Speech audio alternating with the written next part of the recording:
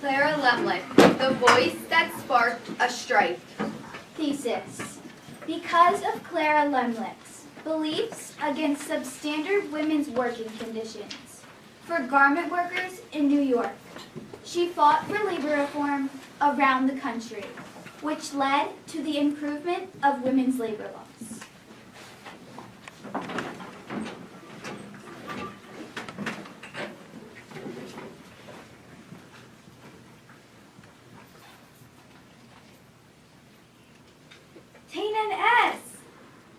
I can't afford to get blood on the cloth. My father and mother do not work, and I'm the main supporter of our family. With only making $3 a week, we may not be able to buy food. We will have to ration the food we had from last week. I know. These working conditions are intolerable. I can't deal anymore with the low wages, long hours, beatings, and the horrible treatment we as garment workers have to go through in this industry. I'm sorry, I didn't properly introduce myself. I'm Anne. I'm from Italy. I recently arrived here with my parents and sister and started working here as a garment worker. And I was apparently put on this earth to act as a slave in this industry. Tell me about it. I'm Clara Lepley. It's nice to meet you, Anne. My family's from Gordok, Ukraine. We fled here after Jewish citizens were being murdered. I've been working in New York's garment industry since 1903. It has been a long 6 years. The Triangle Shirtwaist factory owners, Max Blank and Isaac Harris, treat us like dirt and are always looking for mistakes, giving them a reason to fire us. That sounds like torture. I've only been working here for a few weeks, and I already dread coming to work every day because of the awful conditions. It truly is torture. I have been arrested 17 times on the picket line and beaten by thugs, resulting in 6 of my ribs being broken. Oh, mia parola! That is completely ridiculous and unprofessional of those factory owners to hire thugs and have them break your ribs? Exactly. And the worst part is, after they beat me, they just left me there, bleeding on the street. Now, if you'll excuse me, I'm going to use the bathroom. You can't use the bathroom today. The 2 toilets are temporarily out of order. Ugh, this is outrageous. Women in this industry are treated terribly. We are treated to the status of machines. Watch your voice. I get that you're upset, but we don't want to make matters worse. If we get caught talking poorly about management, we will be fired. Have you heard of the International Ladies Garment Workers Union? This union fights for women's labor reform around the country. I'm on the executive board. My main role is to lead picket lines. Other women work to convince wealthy women to join in our cause. Some people don't like having a major role in the organization and just join because they believe in fighting for women's labor reform. We are made up of a group of women who fight for what they believe in, rather than just waiting for someone else to do something about it. If I join this cause, will women's labor laws be improved? Then count me in. Sounds great. We have a meeting tonight. I will put a good word in for you. It is 8 o'clock. Our work is done.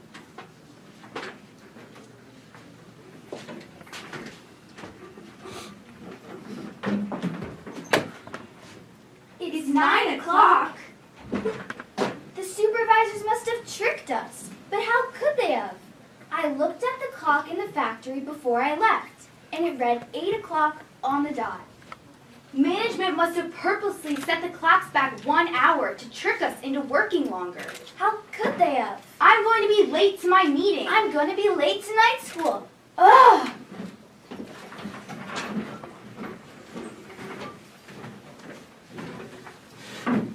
Good morning, Anne. Nice to see you, Clara.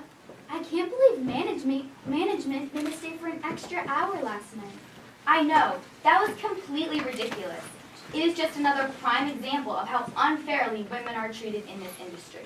And another reason why organizations, such as the one you work for, the Ladies Garment Workers Union, need to take action fast before things get worse. Speaking of the union, how was your meeting last night? Other than being late, it went very well. I talked to the others on the board, and I thought it would be a good idea to add you to the committee. That is wonderful news to hear. We have another meeting tonight. Would you like to join me? I'd love to. It is 8 o'clock. Our work is done. Would you like to join me at the meeting?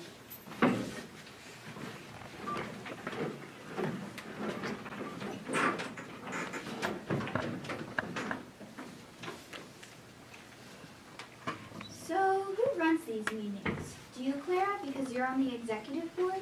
Men primarily run the meetings. However, I will speak up if I find it necessary and don't agree with something they are saying. Other women will do the same. That's unfair to the women on the board. They should be able to have a say in the meetings too. That's my point. Shh, the meeting's starting. I can't deal with these men. It's been an hour and they aren't even suggesting we go on strike. They are just talking in generalizations. I have had enough. I'm going up to the platform. Are you sure you really want to do this? I'm going up.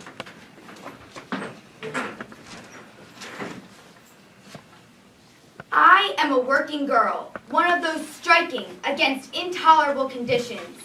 I am tired of listening to people talk in generalities. We are here to decide whether or not to strike. I make a motion. We go on a general strike. And fetch me a picket.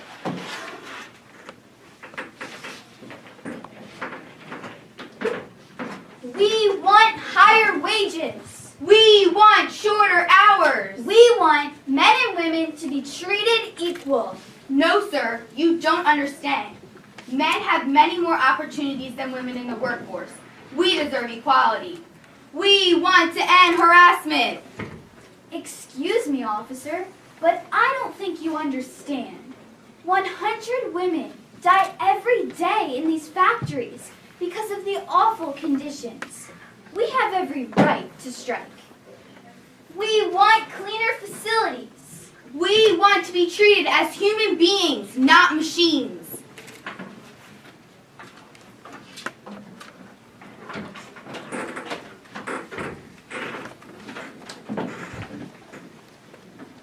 Do you think the government will respond in a good or bad way to the strike? Hopefully a good way. I mean, there were 20,000 people striking against intolerable conditions. They aren't calling it a strike, Clara. They're calling it an uprising. Take a look for yourself. The newspaper columnists are nicknaming the strike you led. They're calling it the uprising of 20,000. Your name will go down in history as the woman who led the largest strike ever by female American workers.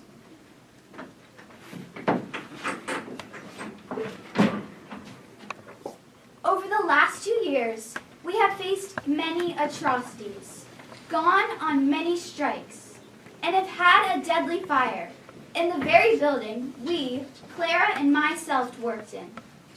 The owners of the Triangle Shirtwaist Factory were held responsible and imprisoned for killing 146 women garment workers. The speech I delivered on November 22nd, 1909, sparked strikes throughout the country. My speech ignited the Triangle Shirtwaist Factory fire. Why? Because the factory owners locked the women inside the factory. Women were forced to work long hours for low wages. All women retaliated by going on strike for 14 weeks. That is how labor laws get changed. After news spread around the country of the tragic event, people, including the government, acknowledged the harsh treatment women garment workers face day in and day out. After many trials and hearings of the catastrophic fire, the government passed new labor laws improving women's working conditions. Although these labor laws were not perfected during this time, they were dramatically changed for the betterment of the women's labor force.